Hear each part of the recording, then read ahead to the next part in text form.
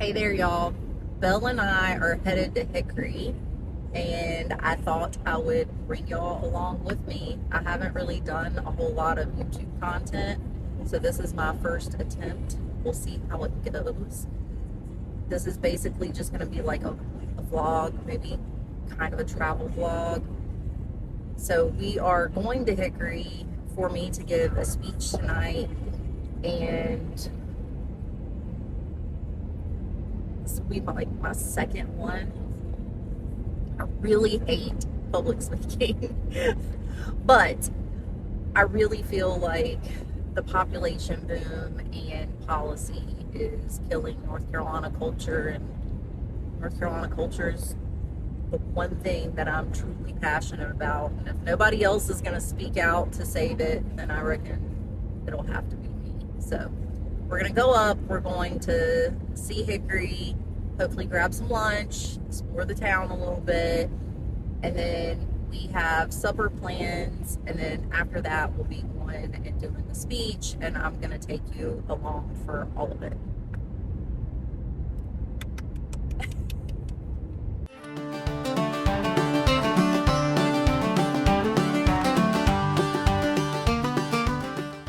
Are we taking the interstate? No, hell no. When do I ever take the interstate? Well, I saw a route that said 6 hours as an option, and then you went to one that said 4 hours, so I just assumed at one point we were gonna get. No, I think it switched me to going to a different place. That's I think it switched me to going to High Point, and I was like, oh no, that's not where I'm going. Okay. The only problem with taking the back roads is how slow people go. Like, why are we going 10 miles under the speed limit right now? Oh wow, you're going like 20 miles. Yeah, it's bad, and there's a car coming, so I can't go around. I wouldn't.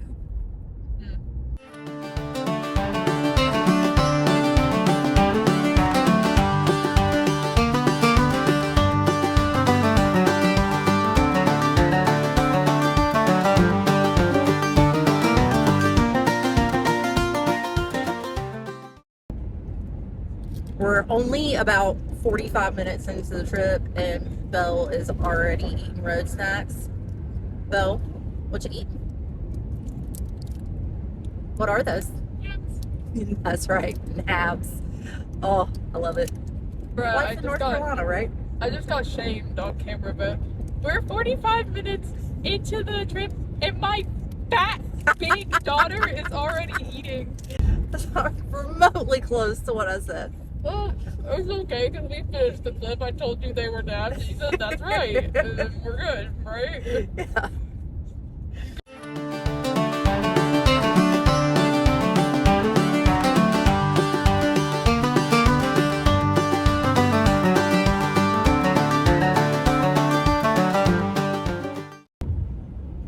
We're driving through one of my favorite spots in North Carolina. So we are in the Uaries, and my mama's daddy's family is actually from here. So my granddaddy was an Owens, and of course he's a descendant of the Owens family. So Owens pottery, Seagrove pottery.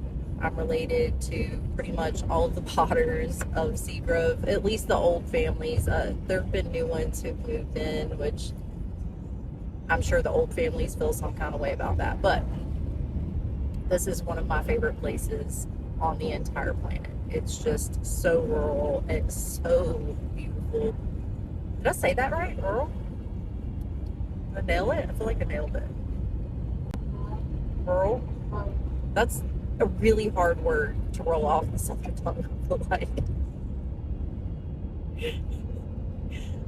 But it's so pretty out here, and I wanted you guys to see it. I'm sure that at some point I'll bring you guys out here. Maybe we'll go and see the potteries and all that kind of stuff. But I have very deep roots out here, and I want to say that the Uari Mountains are one of the oldest mountain ranges in America, if not the oldest. I think it is the oldest. I think so too. So it's very rolling hills, very pretty. It reminds me of the foothills, kind of. But Brandon, he always one of the first family vacations that we took was to Mara Mountain. And he's so adorable. He's like, it's a mountain, it's a mountain. And I get there and I'm like, it's a giant hill. It is. It's a giant hill. But it's beautiful out here. And I'm actually hoping that we'll buy some land out here and build us a house. So we'll see what happens, though. That's probably a long way off. But that's what I'm hoping for, is to live out in the middle of nowhere, hopefully in a place that is not going to experience a huge jump in population, which I feel like that's happening everywhere in North Carolina right now. But that's what I'm looking for. I'm looking for a place that developers aren't, hawking, somewhere that has cattle and horses and the North Carolina that I love, right? The back roads and the country. So, yeah. But I'm going to show you guys some clips. Make sure you guys get to see it. Here we go.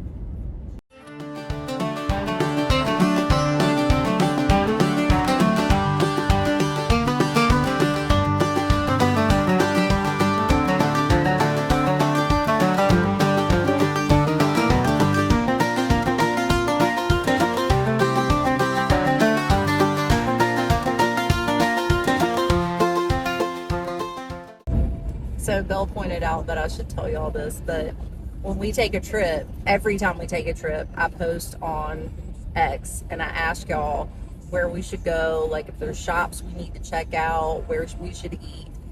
And so then Belle sits in the passenger seat and she goes through all of the comments and checks out the menus and all of this other stuff. And so it takes us like an hour to decide what we're going to eat, what we're going to go see, what we're going to go do. But you guys really do pick it all. So right now she's trying to pick a restaurant. I want to say Hickory Station was like the #1 suggested. I don't know if we'll end up there or not. Maybe. We'll see. But she's going through menus right now trying to pick where we're going to eat when we get there, because I think we're both hungry by this point. I think we've been on the road for a little over an hour and a half. I didn't eat breakfast. I got straight up and got ready, and then we had to get in the car. So right now we're focused on what we're going to do once we actually get there.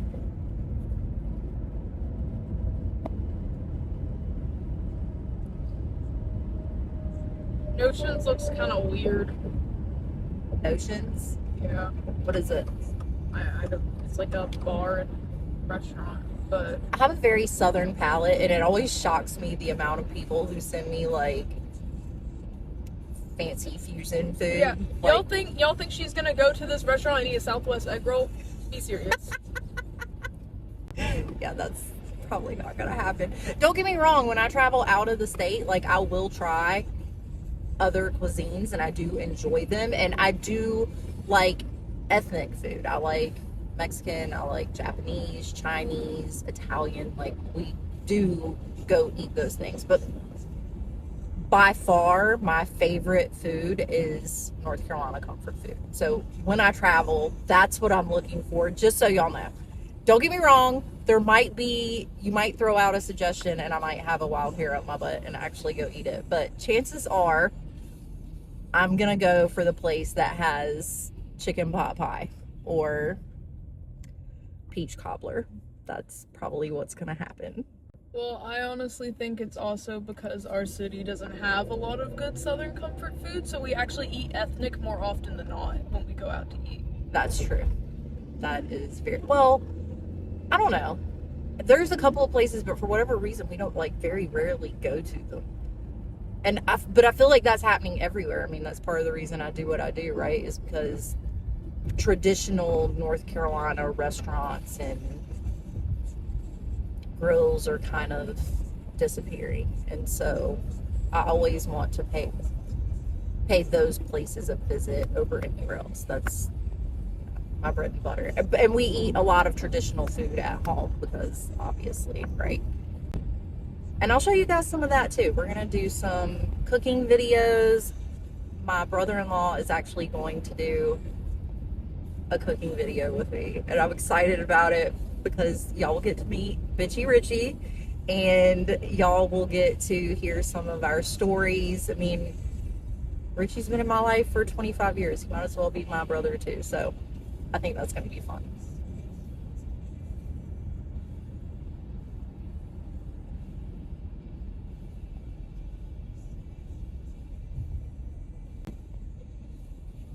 See, this is what I mean. Kawasaki, American, and sushi. Yeah, that's not. She won't eat sushi, guys. No, I'm not. I'll taste it. I've tasted a few, but I don't order it. It's not something that I enjoy. I do enjoy hibachi.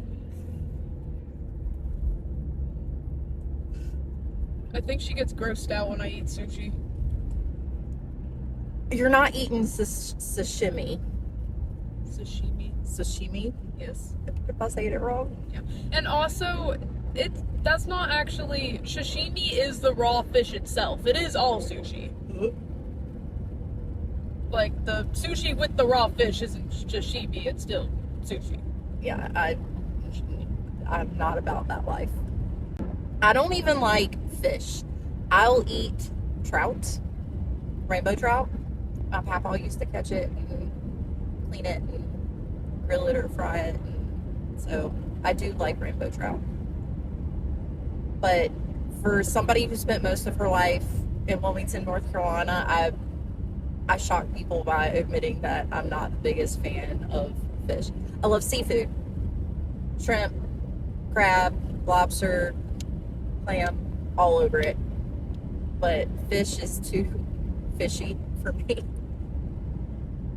Also, you have tried the raw fish before, because that spicy tuna roll that Rena gave us. You're gonna make me throw up. That was so gross. Oh, really? Yeah, it was so gross. I didn't think it was nasty. It was okay. It was disgusting. So, true story. Me and a group of friends used to go in Wilmington and do bad things, and then we would go out to eat. And we went to this Chinese restaurant on Market Street. This is back in the 90s. They had just opened, and they were one of the very few places that you could get sushi in town. Your first mistake was getting sushi from a Chinese restaurant. So we go into this place, and I eat sushi, and I got so sick. I couldn't even make it to the bathroom. I was so horrified that I just like walked out. Like it was awful. Was it because it was nasty, or it like gave you something? You would think that I would have known better. I don't even like fish. What was I doing? Going, oh, I'm gonna eat raw fish. That'll make it better. No, it didn't. It was a horrible idea. And so, if it's sushi that is cooked, I will actually try it. I have yet to find one that I enjoy. So yeah. And of course, my sister would totally disagree with me. She is sushi obsessed. She is the worst hillbilly ever. Like, she is not anything like me. Like, she is my polar opposite. I love her more than anything, but she does not. Yeah, you wouldn't have caught my daddy dead eating sushi. My papa, my mama, I just don't think that they ever would have even tried it, and I understand that. Chinese sushi. Shut up, Belle.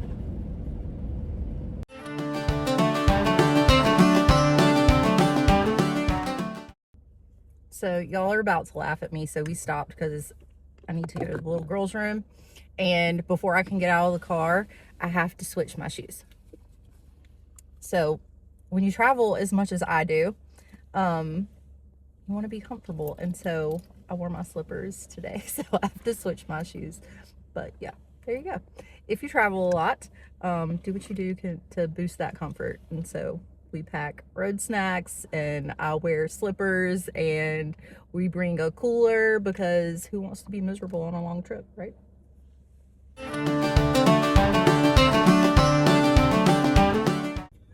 All right, so we are in Mooresville, about an hour out from Hickory.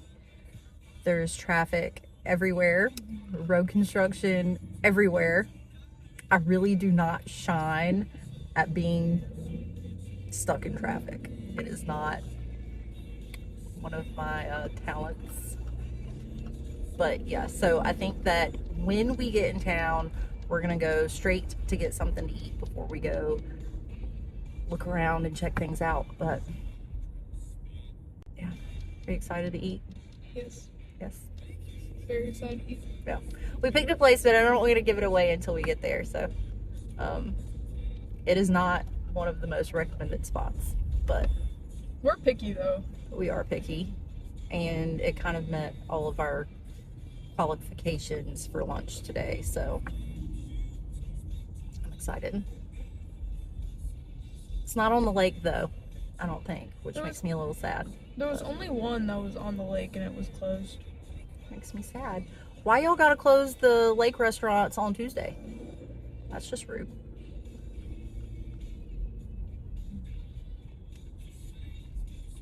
Traffic is so bad. Oh my god. Oh. This is a result of overpopulation right now. That's what we are going through. Yeah. It's just a continuous traffic jam. Yeah, we have been stuck in a continuous traffic jam for about 20 minutes. Five Guys. Sorry. It's right there. She's hungry, y'all. Isn't Five Guys from California? I don't know. No, it's not from California. I think it's from the north. Is it? Is it a Yankee place? Yeah. Let me tell y'all, I have passed about 1,000 Dunkin' Donuts on this trip, which really ticks me off. Like, why do we have all of these northern donut shops in North Carolina when the best donut in the world, at least the best chain donut in the world, is Krispy Kreme? The best donut in the world is Brits. Yeah, that's true. Brits donuts. Oh my god. But I'm just saying, like, there's no good excuse for there to be Dunkin' Donuts but not Krispy Kreme. It infuriates me. Another thing that's been really grinding my gears on this trip is all the traffic circles. That's not a southern thing. Like, I don't know what y'all are doing in the NCGA, but I don't want to have to go through 100 freaking traffic circles. I can't stand them. They are the worst thing ever, and they are just popping up all across the state. Like, give me a break, y'all. Like, can we please keep North Carolina, and not turn it into New Jersey? That would be fantastic. Anyway. Sorry, I'm dumb. Five Guys is from Virginia, so okay. I guess it's not that weird for it to be here. Yeah. But sorry for the ranting. Actually, I'm really not, but all right, we'll talk to y'all soon.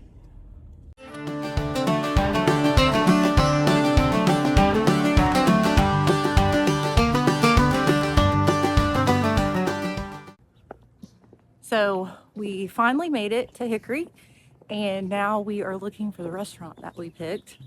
And in Union Square, it's absolutely beautiful. I'll probably take some video shots of it after we eat because we're both starving.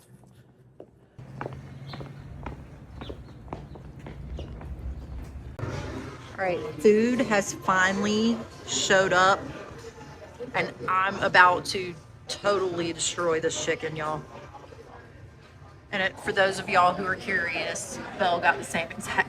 Yeah, what do you think about the food? It's really good. It's really good. So the chicken is definitely not frozen. They appear to have breaded it themselves, and it's incredible. And these homemade chips are delicious. I haven't tried the slaw yet, but I'm about to. All right, what do we think of the slaw? Not enough mayonnaise. Not enough mayonnaise. I agree. I don't like dry slaw. So downtown Hickory is really cute.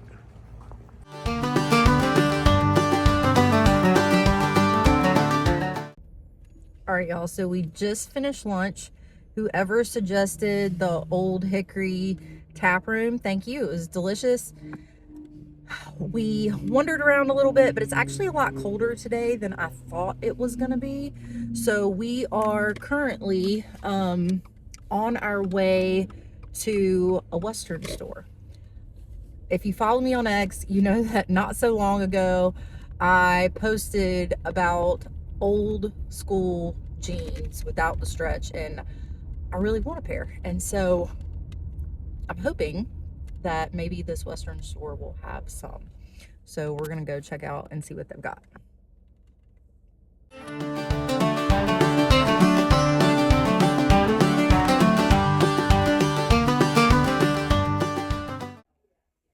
All right, so found these jeans. They're not rigid, but look how cute, y'all. They're Ariats. And I'm thinking I'm gonna buy them. Yeah? Yeah.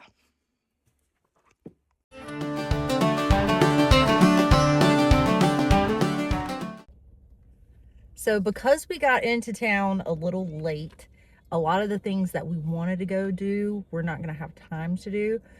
But a couple of people said to go look at furniture. Well, I'm not into new furniture, so we found an antique mall. So we're gonna go take a peek in here and see if there's any of the old furniture from, you know, the 50s, 60s, maybe 70s in there. Yeah, let's go see what they got.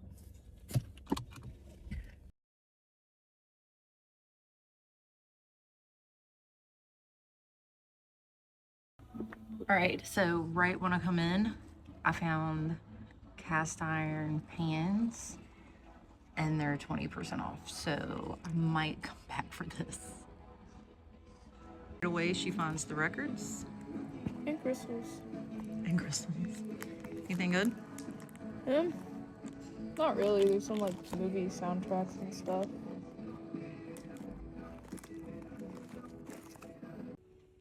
Talk about a blast from the past. Y'all, look at this. Ronald McDonald. And then there's some Teenage Mutant Ninja Turtles over there in the corner. Just awesome.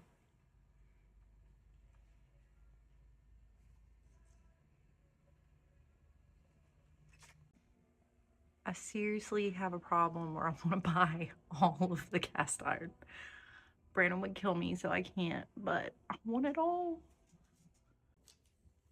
Okay, so I look at this and I think of moonshine. Am I right?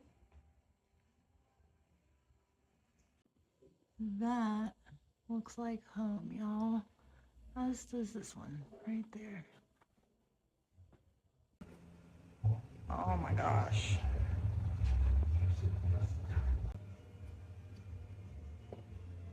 Yeah, those are magnificent. Look at that.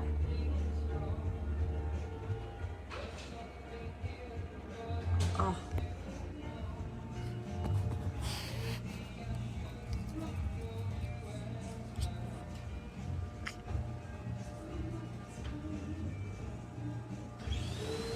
$80 firm.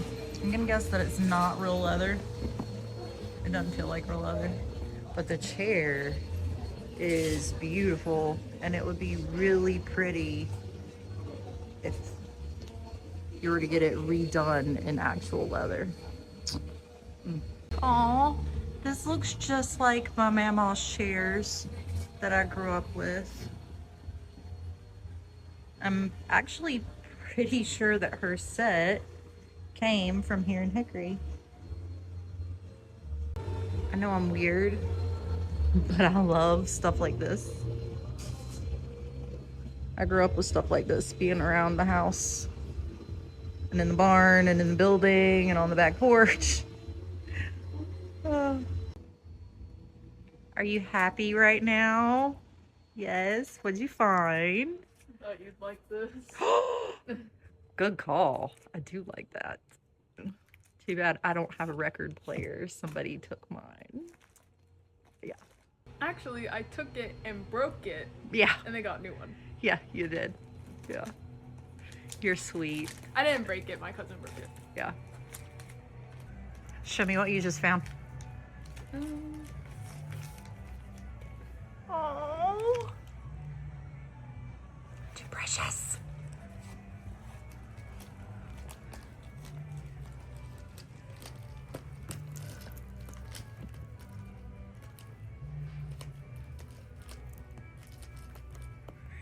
I've only seen one thing that I'm definitely gonna get, and if somebody buys it before I get back over there, I will cry. Hanson, talk about a throwback. Holy crap, I feel old. Look at these. Oh my gosh, I'm so in love with these mixing bowls.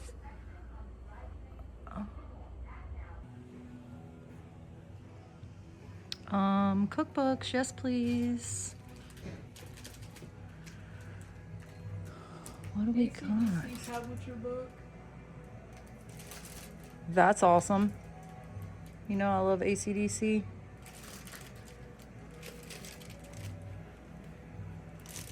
Are you gonna get it? No. No. I swear everybody's mamaw had these back in the day. The Corningware sets. They make me happy. I really want that, but yeah, Brandon was definitely kidding me. I can't even lie, I gotta have it, so I came back for it. We're buying the Duke's Mayo cast iron pan. Yeah, gotta have it. So y'all probably thought I was kidding, but I wasn't. I had to have it. Isn't it cute? Okay. All right. So now that we have lunched and gotten jeans and wandered around the antique store and got a cast iron pan that I really didn't need. And I got crystals. She did. After all of that, I've got to get a bottle of water. I'm about to die. I cannot believe that I did not bring a cooler. I am so ashamed of myself. But now that all of that is done, I'm going to go get some water. And then we meet the president of the Catawba Republican Women's Club for supper. And then we go give the speech. So let's go do it. You can see the mountains from Hickory, y'all. I'm in love. A few moments later. All right, y'all. I'm super nervous, but here we go. Hey there, y'all. I'm just going to ask for a little grace tonight. Public speaking isn't exactly my thing. Standing up here with all eyes pointed in my direction makes me feel like a long-tailed cat in a room full of rocking chairs. And wouldn't you know it, my husband polished off that last quart of moonshine, so tonight I'm flying without any courage. If I stumble over a word or two, just pretend you didn't notice, smile politely, nod like I said something profound, and we'll get through this together. But truly, it's good to be here with y'all in Hickory. Seeing a few familiar faces and a whole bunch of new ones warms my heart in a way even a fresh pot of Mamaw's chicken and dumplings can't quite match. For those of you who don't know me yet, my name is Cassie Clark. Online, folks call me the North Carolina Queen. Now, before anybody gets the wrong idea, I didn't crown myself. That name came straight from my community on X. Mostly, it started as good-natured ribbing about how I fiercely defend North Carolina. Every time somebody gets ugly about our barbecue, our accents, or our stubborn ways, I'm ready to host the Come to Jesus meeting. And just like Southern nicknames, it stuck. So I lean into it. Because if loving the state with my whole heart makes me a queen, then I reckon I'll wear that crown proudly. Now, if you don't know me from social media, you might know me as the writer, podcaster, and storyteller behind Where the Dogwood Blooms. My work has always been about celebrating what makes North Carolina home. The layered history that runs deeper than any river. The drawl that can stretch a two-syllable word into three. The traditions passed down like family recipes. The food that comforts the soul. And that redneck streak that runs like an undercurrent from Manio all the way to Murphy. Oh yeah. Some folks call that being an influencer. I've never cared much for that word. Influencers sell you things, makeup palettes, designer shoes, perfectly curated lives that you can buy with one click and free shipping. That's not what I do. What I do is quieter, but I believe it lasts longer. I remind native North Carolinians to hold tight to who we are, to remember the stories our grandparents told on the porch, to keep singing those old hymns, to never wash the collards in the bathtub because we know better. And I give transplants a not so gentle nudge to learn the rhythms of this place, to understand the history beneath their feet, the culture that was here long before their moving vans pulled up, and how to pronounce Catawba like a proper North Carolinian. Because our traditions aren't quaint little curiosities to post on Instagram. They're the glue that holds our communities together. The way we talk, slow as molasses. The way we cook, not from a recipe card, but straight from the heart. The way we look out for each other when storms roll in, when someone's barns burn, and when hard times come knocking. Those things matter. That's my love language. So no, I'm not really an influencer. I'm a cultural ambassador for the Tar Heel State, the gatekeeper for all things North Carolinian. And honestly, that's all I ever really wanted to focus on. Politics? Lord have mercy. I stayed as far away from that mess as humanly possible. I used to say all the time, politics is downstream from culture. If you strengthen the culture, if you remind people where they come from, celebrate the traditions that bind us, then the politics will sort itself out eventually. Simple, clean. Talk about cornbread and cabbage instead of campaigns and candidates. Keep it light, keep it loving. But over the past few years, I had to wrestle with a hard truth. That stream doesn't just run in one direction. Sometimes politics comes rushing back upstream like a flash flood after a frog strangler. And when that happens, it doesn't just change laws or budgets. It starts washing away the culture itself, the very things that we say we love about home. For me, that realization didn't hit all at once. It came slowly, like watching storm clouds stack up along a mountain ridge line, getting darker and heavier until you can't pretend the storm isn't coming anymore. I started paying attention during COVID. Governor Roy Cooper's lockdown policies meant my precious mamaw spent the last year of her life in an Alzheimer's ward without the warm embrace of her family. No hugs, no hand to hold. She died alone.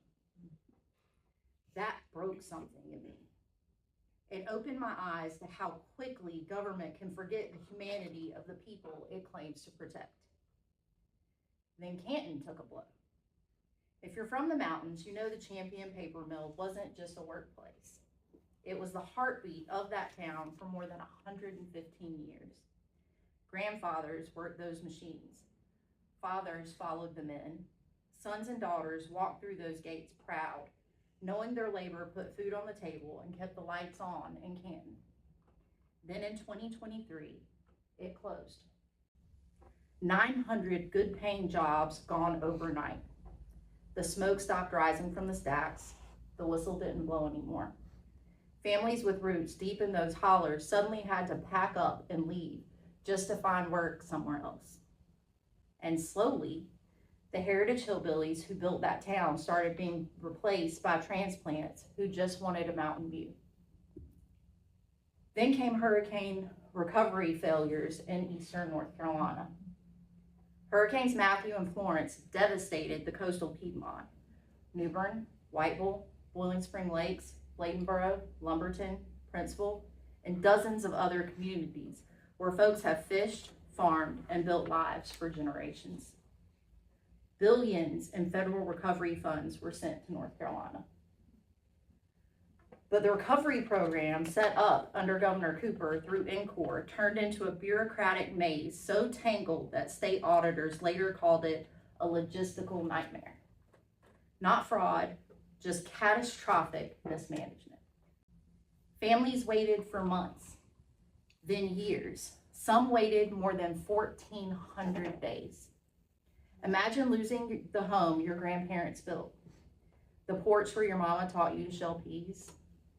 Then imagine spending years stuck in paperwork and motel rooms while politicians hold press conferences about progress. That's not just inefficiency, that's prolonged heartbreak. Then Hurricane Helene hit our mountains in 2024.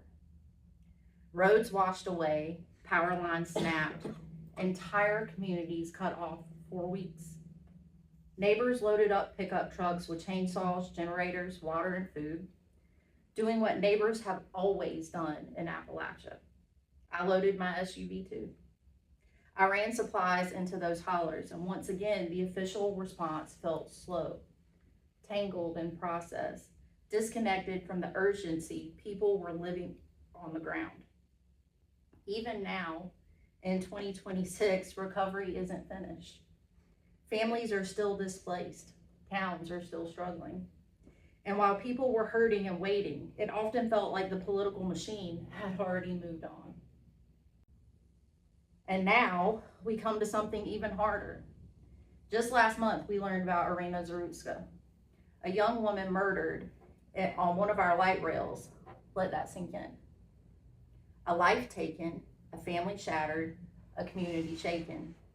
And the man accused of doing it was out on the streets because of soft on crime policies that spread during Governor Cooper's tenure. Now, folks can debate politics all day long in Raleigh, but out here in the real world, policies have consequences. Sometimes those consequences show up as empty chairs at the dinner table. Sometimes they show up as grieving parents. And sometimes they show up as a young woman whose life should have stretched decades into the future, gone in a single violent moment. That's not just tragedy. That's a failure of leadership. And it's a betrayal of every North Carolinian who deserves to feel safe in their own state. Governor Cooper, if word of this speech reaches you, and I suspect it will, you turned a quiet, cultural storyteller into one of the biggest thorns in your side. You opened my eyes. You radicalized me. And while you're gearing up for your United States Senate run, I'm planning on ensuring the people of North Carolina remember exactly what life looked like under your thumb. Because leadership isn't measured by press releases, it's measured by outcomes. Believe it or not, though, the moment that finally pushed me from quiet observer into someone willing to speak up loud wasn't a hurricane. It wasn't Cooper. It was something much smaller, a t-shirt. One afternoon, I wore a t-shirt that said freedom with Charlie Kirk's name on it. Nothing hateful, nothing aggressive, just a shirt expressing a belief. And the reaction was immediate. Dirty looks, hostile whispers, someone berating me in public, right in front of my teenage daughter. She spent that afternoon in fear. And that happened in my own state, in my own backyard in Western North Carolina, for wearing a shirt. That's when something bubbled over inside of me. If regular people who love this place stay quiet, then the loudest voices will win by default. So I decided if I was going to carry this North Carolina Queen title, even if it started as a joke, then I'd better start acting like one. I started speaking up, and what happened next surprised me. Regular North Carolinians started sharing their stories. Legislators reached out, and suddenly I found myself sitting down with leaders and passing along what I hear every day from people across this state, which is how I ended up here tonight, speaking to Republican women across North Carolina, the women doing the work most people never see. You're the ones making the calls when nobody's watching, knocking on doors in the heat and cold, stuffing envelopes until your fingers cramp, showing up month after month, year after year, because you love your state more than comfort or applause. You are the backbone of this movement. Now, I'll be honest, y'all know more about the nuts and bolts of politics than I ever will. But I can tell you something about voters. Most people aren't moved by policy debates. They're moved by love of home. And right now, across North Carolina, people feel like that home is slipping through their fingers. We're losing about 100,000 acres of farmland every single year. Fields that fed families for generations are turning into subdivisions and strip malls. Crime is creeping into towns that used to feel safe. Storm recovery drags on so long that families lose hope. And right here in the foothills, places like Hickory and Catawba County, the furniture capital of the world, you're feeling a different kind of squeeze, one that hits the family paycheck and future hard. Generations of skilled hands have built pride in the factories here in the workshops, upholstery, woodworking, assembly lines that turned out pieces shipped across the world. Those manufacturing jobs aren't just paychecks, they're legacies. They put kids through school, pay mortgages, they keep communities strong. But now the rising costs for housing, groceries, childcare, and everyday essentials are making it tougher for young families to stay rooted where their parents raised them. Housing prices climb so fast that buying a home feels out of reach for too many hardworking families. Infrastructure in our rural pockets, roads, bridges, water systems, needs attention before small problems become big ones. And in our schools, while we're seeing positive trends statewide, we need leaders who stand firm on parental rights. Prioritize reading, math, and real-world skills over distractions, and give families real choices so every child thrives. Those pressures don't pick sides. They hurt families everywhere, native and new alike. Those problems don't care about party labels. They hurt everybody. But when you talk to people about preserving what makes North Carolina home, something changes in their faces. Their hearts open.